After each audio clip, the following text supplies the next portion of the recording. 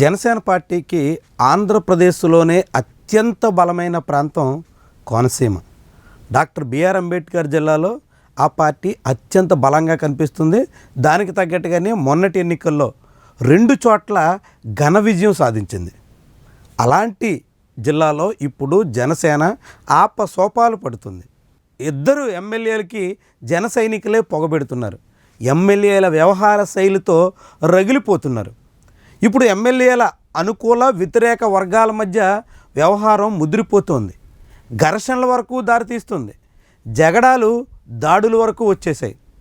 P Gannavaram assembly నియోజకవర్గంలో ఎమ్మెల్యేగా ఉన్న సత్యనారాయణ అనుకూల వ్యతిరేక వర్గాలు కొట్లాటకు దిగడంతో ఏకంగా గాయాలు పాలయ్యే పరిస్థితి వచ్చింది. ఆసుపత్రిలో పాలు కావాల్సి వచ్చింది కొంతమంది జనసేన పార్టీ కార్యకర్తలు. అట్టనే రాజోలు నియోజకవర్గంలో కూడా రాజోలు కూడా జనసేన పార్టీకి అత్యంత బలమైనటువంటి స్థానం. రాష్ట్రంలో అన్ని నియోజకవర్గాల్లో ఓడిపోయినటువంటి 2019 అసెంబ్లీ ఎన్నికల్లో జనసేనని ఆదరించిన నియోజకవర్గం ఏదైనా ఉందంటే అది రాజోలు మాత్రమే. అలాంటి రాజోల్లో కూడా ఇప్పుడు ఎమ్మెల్యే దేవ వరప్రసాద్ తీరు మీద జన సైనికులు రగిలిపోతున్నారు. దేవవరప్రసాద్ ఆయన అనుచరులు కలిసి మట్టి మాఫియా, ఇసుక మాఫియా సహా అనేక దందాలు నడిపించేస్తున్నారు అంటూ సోషల్ మీడియాకి ఎక్కి రచ్చ చేస్తున్నారు. జనసేన ఎమ్మెల్యేకి వ్యతిరేకంగా జనసేన పార్టీ కార్యకర్తలే తీవ్రమైనటువంటి ఆరోపణలు చేయడంతో ఇప్పుడు వ్యవహారం ఏ రీతిన ఉందో చాటుతోంది. ఇది కేవలం ఎమ్మెల్యేలు ఉన్న రాజోలు, గన్నవరం నియోజకవర్గాలకే కాదు. ఎమ్మెల్యే లేకపోయినప్పటికీ అమలాపురం, కొత్తపేట, మండపేట, రామచంద్రాపురం ఇట్లా అన్ని నియోజకవర్గాల్లో కూడా జనసేనలో వర్గపోరు తీవ్ర స్థాయిలో కనిపిస్తోంది. ఆధిపత్యం కోసం ఒకరిపై ఒకరు ఫిర్యాదులు కూడా చేసుకుంటున్నారు.